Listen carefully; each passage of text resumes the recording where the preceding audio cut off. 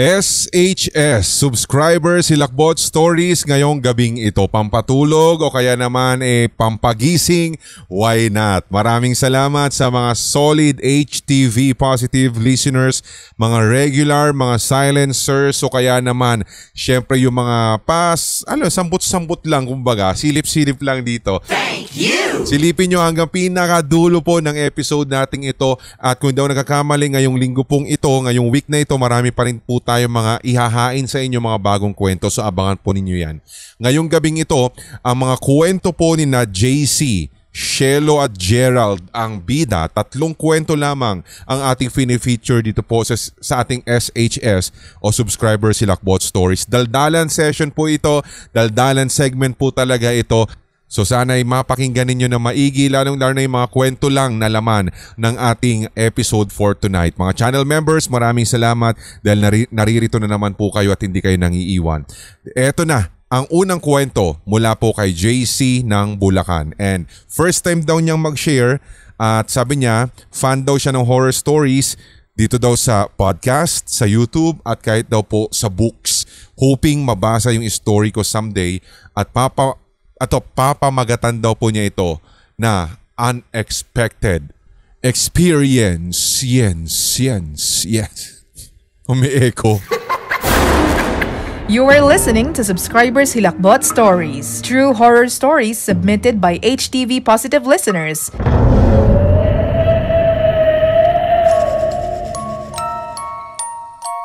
Summer vacation po iyon noong 2017. Sanay naman din talaga ako, Sir Red, na tumambay lang ng bahay dahil taong bahay ako. Relihiyoso na rin po kung tutuusin. Sabi niya, wala naman din akong ginagawa sa bahay noon. Kaya nag-part-time ako sa kuya-kuyahan ko para kahit papaano ay meron po akong maiabot sa aking mga magulang at may maitabi na pambili para sa mga gusto ko. Sa ganong time lang ako pwedeng mag-overnight dahil kailangan na rin kasi yung ginagawa sa shop. At bale yung ginagawa ko po kasi dun sa shop ay yung maglalapat o maglalagay ng picture sa mug para souvenir. Para gawing souvenir. So fast forward. Around 12 midnight na po iyon at nagpaalam na po yung kuya-kuyahan ko na siya rin pong may-ari ng shop. Matutulong na daw po siya at ako na lamang daw ang bahalang magtapos ng mga mug kasi need na po iyon kinabukasan for an event. So nakapwesto ang shop kung saan ako nagpiprint ng mug along the road at kitang-kita mo sa glass window yung labas ng kalsada dahil sa mga ilaw ng poste kahit na may kadiliman. Bali yung pwesto ko mismo ay nakaharap po sa mismong labas ng shop. And that time, nanunood pa ako ng Saw movies para hindi po ako mabore at antukin. Per mug po kasi ay aabot ng hanggang 2 minuto bago maidikit yung picture sa mismong mug. So habang nanonood na nga ako, may naaninag po talaga ako sa gilid ng aking mga mata na parang may napadaan sa labas ng shop. Naglalakad at bigla po ako napatingin.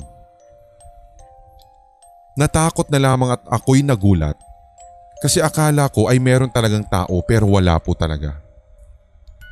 So bali nung nawala na rin yung takot ko at nakita ko siya sa bintana, medyo blurred yung tao na iyon sa labas dahil madilim. Pero maaaninag mo pa rin siya that time dahil sa mga poste ng ilaw. Ang buong akala ko nga po noon ay kaibigan ko lamang iyon kasi ang tagal niyang maglakad. Normal na paglalakad ng isang tao pero mabagal na ang akala mo nga'y nang aasar. Tapos inaninagan niya ako sa loob na para bang tinitingnan kung may tao pa ba sa shop. Kaya ang ginawa ko ay nakipagtitigan ako sa kanya habang naglalakad siya papalagpas doon sa shop namin. So habang nakikipagtitigan ako, parang hinahatid ko siya ng tingin hanggang sa makalagpas siya ng bintana. Pero nagulat ako Nang paglampas na nga po niya doon sa shop, bumalik na naman siya sa labas at dumungaw sa mismong bintana at sa mismong tapat ko pa dumungaw. So syempre, nakipagtitigan na naman ako sa kanya kasi ang alam ko ay nang aasar lang na kaibigan ko iyon. Pero hindi ko naman talaga makilala kung sino. O baka nanti-trip lamang na lasing. Habang dinudungaw niya ako ay pinipilit ko siyang kilalanin at nagawa ko pang tawagin yung pangalan ng kaibigan ko pero hindi po siya sumagot. Kaya talagang nakatitiyak ako na hindi ito yung kaibigan ko. Hindi ko nga po talaga maaninag kasi yung mismong mukha niya. Tapos habang nakikipagtitigan ako sa kanya ay tumunog na yung mug machine dahil tapos na yung nakasalang na mug. Bago ko pa kukunin o bago ko pa kinuha yung mug, andun pa rin po siya at sinisilip ako sa loob. Tapos pagsalang ko ng isa pang mug, hindi pa rin po siya natitinag sa pagtayo at pagdungaw dun. Pag-set ko ng timer sa mug, saka siya nawala sa bintana kaya nagmadali akong lumabas ng shop para hulihin kung sino yun. Pero paglabas ko, laking gulat ko dahil wala po talagang kahit na sino. Bigla pong humangin ng napakalakas at kay lamig ng simoy. Isa rin sa pinagtataka ko napakalinis ng kalsada. And that time, wala na rin pong kahit na anong sasakyan na dumadaan. So saktong pagbalik ko sa pwesto ko, tumunog na ulit yung machine at nagsalang ulit ako ng panibagong mug. Pagtingin ko nga po sa oras sa computer, 2 AM na po iyon. Bumalik na lamang ako sa pinapanood ko para libangin yung sarili ko at nang sa ganun ay hindi po ako matakot. Kinaumagahan ay nagkuwento ako sa kuya-kuyahan ko kung ano yung nangyari kaninang madaling araw. Hindi ko pa man naikikuwento sa kanya ang lahat pero in-explain na niya na meron talagang nagpaparamdam sa shop namin. Indinescribe pa nga din niya Sir Red kung ano yung mismong suot ng lalaki. Ibig sabihin, sanay na siya at hindi lang pala ako ang pinagpakitaan nun. Bago pa daw siya matulog nandun pa daw po siya sa may tapat ng gate ng compound namin sa shop. Pero hindi niya in-expect na magpapakita din sa akin yung lalaking nakita niya na noon at ito yung lalaking sumisilip pero walang muka. Walang muka yung taong nakikipagtitigan sa akin kaninang madaling araw. Matagal na rin daw talaga nagpaparamdam iyon sa shop lalo at kung maraming tao. Pero kapag mag-isa na nga lang daw siya o kahit sino pa man na tauhan niya dati na nagtrabaho sa shop, doon lang din daw nagpapakita ang lalaking iyon. You are listening to Subscribers Hilakbot Stories, true horror stories submitted by HTV Positive listeners. Maraming salamat sa kwentong iyong ibinahagi. Siya daw po si JC ng Bulacan. Wait lang. Parang nabasa ko na ito dati. Guys, patawad na lang kung halimbawa may mga nauulit kami sa listahan o kaya may nauulit akong kwento. Kasi sa latter part ko na po siya na recall na parang naging regular episode na to, Clay eh. Pero kasi hindi naman natin masisisi guys, sorry na guys kung talagang ganun. Proceed na tayo sa ating ikalawang kwento pero bago yon, kape ka muna ni kape ni Lola Trinidad, iced coffee kung mainit ang panahon. Why not? Walang problema yan. Kaya get mo na lahat ng mga flavor, pakyawin mo na dyan sa ating HTV merch sa Shopee. Huwag mo nang hintayin ang ating sulit sweldo o kaya yung mga 667788 mga ganyan, mga promo na yan. Basta check out mo na bago mai-check out ng iba. Alam ko meron ngayong may coconut caramel pa rin at saka sa vanilla meron pa rin ata at macadamia. Tikman nyo na rin po yan. Pero kung sa mga nagtatanong, alin daw sa mga flavor na yun yung di mapait. Kasi ayaw daw niya lagyan kasi na sugar o kahit na anong creamer or milk. Ang may re-recommenda ko po ay yung hazelnut at yung butterscotch. Yun masarap po talaga na alam mo malinamnam yung lasa niya. Kahit hindi mo nalagyan po ng milk or ng sugar, why not? Walang problema diyan. Kung mainit pa rin po ang panahon ngayon kasi nire-record po namin ito ng buwan April. Medyo mainit-init talaga, maalinsangan ng panahon kahit po nakabukas talaga yung bintana lang namin, todo na yung electric fan. Talagang mainit-init, pwede naman din po ang iced kape ni Lola Trinidad. Okay? Puntahan nyo na lamang po ang kape ni Lola Trinidad at Hilakbot Facebook pages para sa direct link ng ating HTV merch at sa tamang merch ka mapunta. Basta i-type mo dyan, kape ni Lola Trinidad at check mo yung store ko. Ang store, ang ngalan po ay HTV merch. Sa Hilakbot na po yun. Okay? Maraming salamat. Clay ha, mag-usap na naman daw kayo ng mga... Si Clay talaga, unti-unti na lang talaga. Si Clay, may problema ka ba, Clay? Alam ko kasi nabasa ko na po ito, pero kasi ngayon ko lang ito na-recall na regular na to. Alam ko sa Sindak kung daw nagkakamali eh. O yung lalaking walang muka, parang ganun yun eh. Diba? Patawad na po, patawad na. Please palagpasin nyo na lang po ito. Pagod lang talaga si Clay. Si Shelo naman, baka to si Shelo naman, nabasa na naman natin ito ha, naulit ko na naman. Clay, ikaw talaga ang salarin. Okay, so ito na, si Shelo. You are listening to Subscribers Hilakbot Stories, true horror stories submitted by HTV Positive listeners. Isishare ko lang po sana yung story kong ito. Ang una ko pong ikikwento ay yung high school ako and second year pa lang. Describe ko lamang po yung room namin. Pagbukas ng pinto ay may kama na, may bintana sa gilid, pero hindi po agad labas ng bahay yun. Kasi may garahe kami na may makapal na salamin sa dingding, tapos yung tapat namin ay highway na. So pag may sasakyan, nakakapasok yung liwanag sa kwarto. So ito yung time na sikat po talaga yung movie na The Grudge.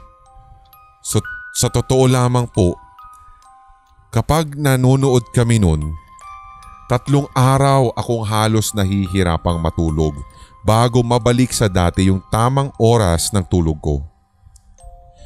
So gabi na po iyon at pinipilit ko nang matulog.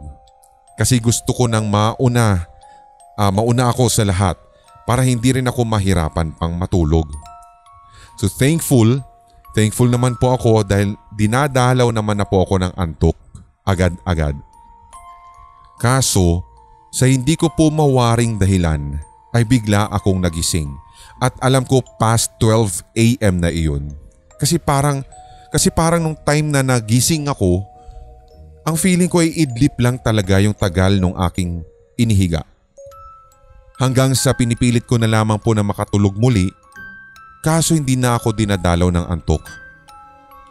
Nakita ko na lamang po syempre pagmulat ko yung kisame namin. Ito naman, nag-ano pa siya guys, nag-demand pa siya eh. Sabi niya dito palagyan po ng background na tunog yung The Grudge sa movie para mas creepy. TY. Demanding. Demanding naman tong sender na to. Wait lang. Yung siguro yung Grudge na yun.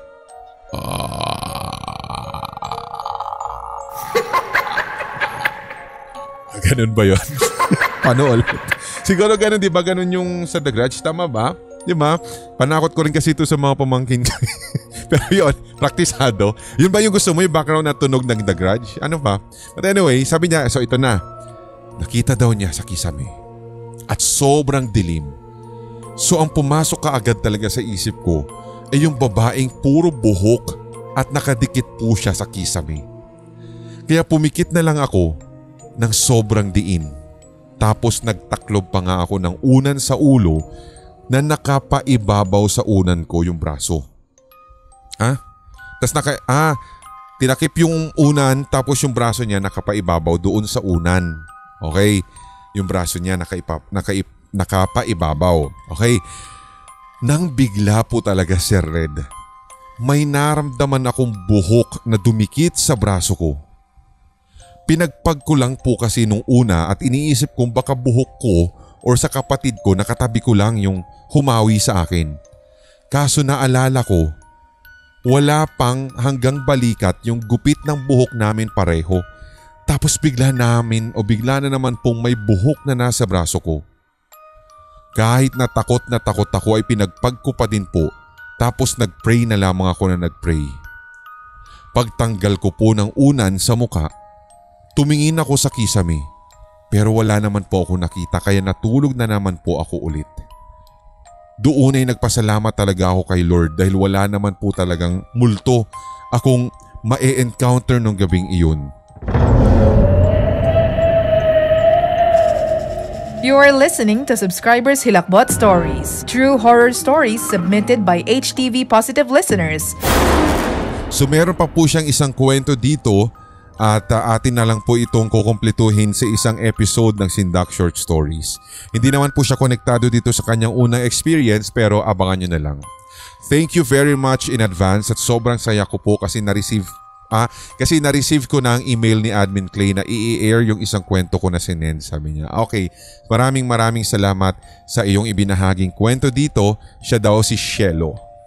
Baka naman it's all in the mind na naman ito na dahil syempre yun yung naglilinger kasi sa'yo at yun yung tatak kumbaga. Yun yung grudge, sabi natin ganon, yun yung film na talagang tumatak ng gusto sa isipan mo at yun yung naiiwan talaga sa memory mo na baka mamaya to the point na ito nga kapag mayroong parang konting kilos lang, konting kaluskos, konting alam mo parang paranoia.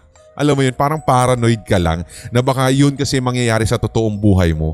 Kasi may mga ganito po talaga, alam ko rin na may mga nakikinig din sa atin na kapag kahit na pinakikinggan lang nila yung kwento natin o yung mga series natin. For example, ito yung Ang Bayang Naglaho na full episode na po, pakinggan nyo na rin po. O kaya naman yung ating Mary Cherry Chua, ganyan. Kasi sobrang syempre minsan detalyado yung pagkakasulat ng ating mga paboritong writer, mga kaibigang writer. Nai-imagine mo kung ano yung nangyayari. Kaya mas gusto pa daw nila talaga na mas makinig na lang kasi mas iba'y naglalaro sa isip nila at mas napapagana daw nila yung kanilang imagination kapag pinakikinggan at walang visuals. Kumpara doon sa mga horror daw na di ba, na napapanood. Talagang depende sa preference ng isang tao, yung horror junkie na tinatawag, yung mga addict sa ganito, mapa-books, mapa-audio narration o kaya naman yung mga talagang horror movie fanatics, di ba? Iba-iba kasi So baka mamaya, kasi may mga ganito rin, sabi ko sa inyo mga cases na nakikinig ng isa sa mga stories natin na kahit sa pagtulog nila, since ito po yung pinakahuli na pinakikinggan nila, pinakahuli na nadinig nila bago po sila tuluyang lamunin ng antok, parang yun yung naglilinger sa isipan, parang involuntarily na nagre-register kasi sa isipan mo na parang madadala mo hanggang pagtulog. Pero sa case naman kasi dito ni Shelo, parang naging paranoia na lang parang alam mo yun, parang natatakot na lang siya na baka mamaya syempre may buhok, alam mo lang buhok, yun pala, di ba? Ano lang pala yan? Hibla lang pala ng, alam mo yun, ng kumot mo or ng unan. Kaya tuloy parang ikaw mismo yung nananakot sa sarili mo, parang ganun, di ba? Tapos gusto mo pang palagyan namin ng sound effects, di ba? Palagyan pa natin ng sound effects para daw mas creepy. So talagang tinatakot mo yung sarili mo, Shelo. Ito naman si Shelo. Di ba? Mamaya makita ka na lang namin isang araw, mabalitaan ka na lang namin, kinakausap mo na yung flower vase o kaya yung sunflower dyan na nakatanim sa kapitbahay nyo. Tapos tanungin ka namin, "Hoy, bakit mo kinakausap yan?" Wala, kinakausap ko lang para cute. Ay nako, tara na nga. Kape ni Lola Trinidad mo na lang yan, Shelo. Tikman mo na hazelnut at yung butterscotch. Check out mo na bago may check out ng iba sa HTV merch. Eto na tayo sa pinakahuling kwento. Isang 19-year-old at medyo konti lang, maikli lang yung kwento ni Gerald. At ito na ang kanyang story na nangyari po nung siya ay 12 years old pa lamang. You are listening to Subscribers Hilakbot Stories, true horror stories submitted by HTV Positive listeners. So sabi niya, 19 years old na daw po siya, pero itong kanyang kwentong ibabahagi ay 12 years old nangyari. 12 years old pa lamang siya nang mangyari.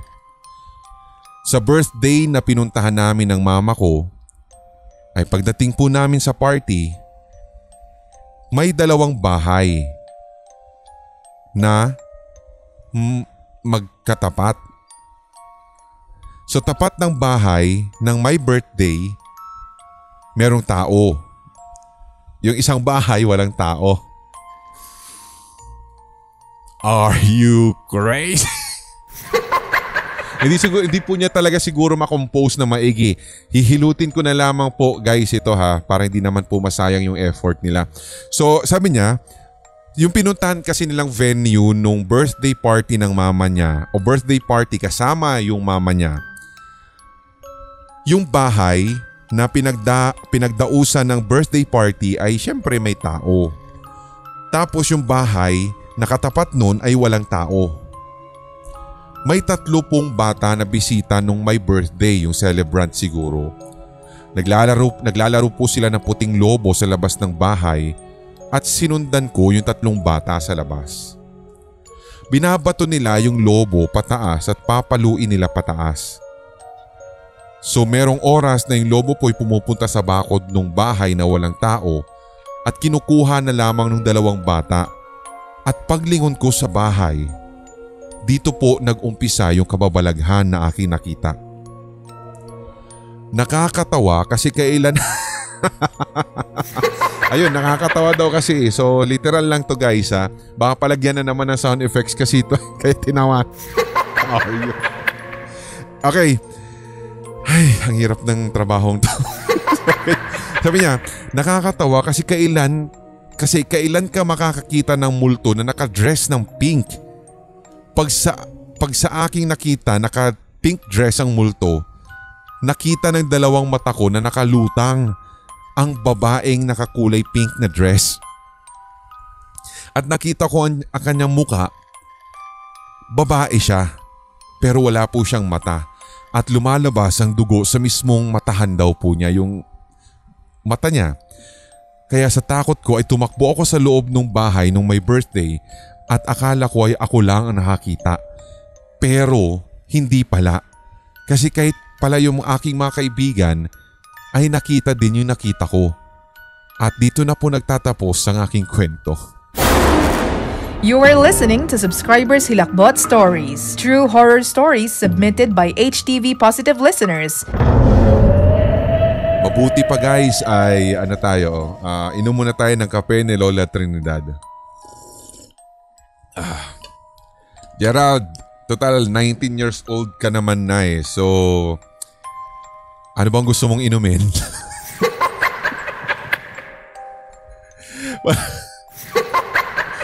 Hindi, hilutin natin yung kwento ha. Sabi niya, so may isang bahay na walang tao. Naglalaro daw yung mga bata ng lobo, ng puting lobo. Kung hindi lang daw pumunta yung, ito hihilutin ko na ha. Kung hindi lang daw po pumunta yung puting lobo na hinahampas na parang siguro vina-volleyball siguro nung parang ganon nung yung 3 bata na naglalaro nitong puting lobo. Kung hindi lang daw nagawi yung puting lobong iyon doon sa bahay na walang tao, hindi makikita ni Gerald itong isang nilalang na katakataka talaga at nakakatawa para sa kanya. Okay, katakataka kasi bakit magkakaroon ng isang figura doon ng isang parang tao talaga doon sa bahay na alam naman nilang walang katao-tao na matagal na.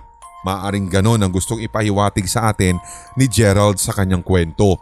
Tapos, ang isa pa kung bakit siya natawa kasi naka-pink daw na dress yung multo. At convinced talaga siya na multo iyon. Kasi syempre wala naman dapat magpakitang tao dun sa bahay na walang tao, di ba? Bakit merong ngayong ganon? At hindi lang pala siya nakakita, pati daw yung mga kaibigan niya na nag-attend noong birthday party na iyon. So yun, kaya parang tuloy naglilinger sa kanyang isipan yung multo na may pink dress. Pero ang mas kinatakot niya, wala daw mata itong multong ito at dumadaloy daw po yung dugo sa mismong mga mata nito. Parang ganon. O yan. So malinaw na guys ha. Sana po kahit papano na gets nung ibang mga perfectionist na nakikinig sa atin itong kwento ni Gerald. Kasi na-gets naman natin kung ano yung gusto niyang puntuhin. Kaya maikli lang yung kwento. Pero I bet na itong si Gerald isinabit niya sa atin to nang hindi niya na-inedit. Kung ano lang siguro yung naisip niya. Bigla niya naalala itong senaryong ito nung kanyang pagkabata na 12 years old pa lang siya. Bigla na lang niyang tinype tas sinend na lang din niya sa atin. So maaaring ganun kasi yung nangyari guys. Kaya pagbigyan na po natin siya. So yun, baka kakampink yung yung multo. Di ba? Anyway, maraming salamat syempre sa kwentuhan na naman natin. Sana po na-entertain namin kayo kahit gaano ka loko-loko ito pong inyong narrator. Sana mapatawad nyo ako sa first story na doble natin ito. Huwag kayong mag-alala, kakausapin namin si Admin Clay. I-undergo po namin siya sa isang masinsinan na counseling. Kailangan na ni Admin Clay ng counseling. Pero once again, sa mga nagtatanong ng Hilakbot 24/7, tambay po muna kayo sa radio.org.ph at itype ninyo ang Pinoy Horror Radio. Makikita nyo po agad iyon. Doon na muna kayo makinig, okay? For the meantime, kasi inaayos pa po ni Admin RJ ang ating technicalities para mas maganda po yung next nating mga HTV 24/7, pero hindi pa po namin alam kung kailan pa namin siya ibabalik. Mag-uusap pa po kami syempre ng aming mga kasama pa namin mga producers dahil sila po yung kailangan talaga nating bigyan ng alam mo yon ng katanungan kung go or no, di ba? O kaya naman pwede rin kung gustong-gusto mo naman mga music. Nako, meron din po tayong online radio station. Walang iba kundi ang Red FM Philippines. Pareho din po nag-i-stream sa ating radio.org.ph and then hanapin nyo lang Red FM Philippines. Makikita nyo na po yun agad. Ang alam ko na i-share na po ito ng mga admins natin, yung direct link doon po sa ating Facebook page. Hanapin nyo na lang. Or visit our website ang redfmph.weebly.com. At nang sa ganun makita nyo po doon directly yung mga dapat ninyong i-click na mga links kung saan kayo mapupunta. I mean kung saan yung gusto ninyong pakinggan, ibig ko sabihin. Okay, so sana ay malinaw po yan at sana ay nakapakinig ka na kahit minsan sa mga nababanggit po natin. Again, ang Hilakbot 24/7, pagpahingayin po muna natin kasi talagang nagkaroon lang ng problema ng technicalities, although hindi pa naman po sumasabog ang laptop ni Admin RJ kasi nagkaroon lang talaga ng tungkol sa storage kasi po yung problema. Kaya yun, dadagdagan po muna natin dahil 3 years na rin kasi siya nag-air. Kaya lumalaki pala yung sa storage po nung sa OBS studio ata. Parang ganun. Na software na gamit po para maka-live tayo sa YT. Okay? Maraming salamat na naman syempre sa mga umabot na naman dito. Syempre sa pinakahuli ng ating video or ng episode ng SHS na ngayon. Ang ating mga subscribers, mga solid HTV positive listeners, mga regular or silencers, maraming salamat. At lalong-lalo na sa mga channel members natin na kapit sa matigas at himas na himas sa dulas. Maraming salamat po sa inyong lahat. Hindi ko na po mabanggit pero ang aming pagpapasalamat po sa current na listahan natin ng channel members ay naririyan po sa description section. Ako pong muli si Red hanggang sa susunod natin na SHS. Tuloy-tuloy lamang ang hawaan para wala ng galingan at lahat tayo ay solid. HTV Positive. Love you guys. Super. May mga kwentong kababalaghan o mga karanasan kang kahilahilakbot na nagmumulto sa iyong memorya? Ibahagi na yan sa pamamagitan ng voice message o kaya i-type at i-send sa sindakstories2008@gmail.com. Maaari ring i-private message sa Hilakbot TV Facebook page. Ating pagkwentuhan ang inyong real paranormal experiences kasama si Red. Lunes at Biyernes. Ito ang Subscribers Hilakbot Stories.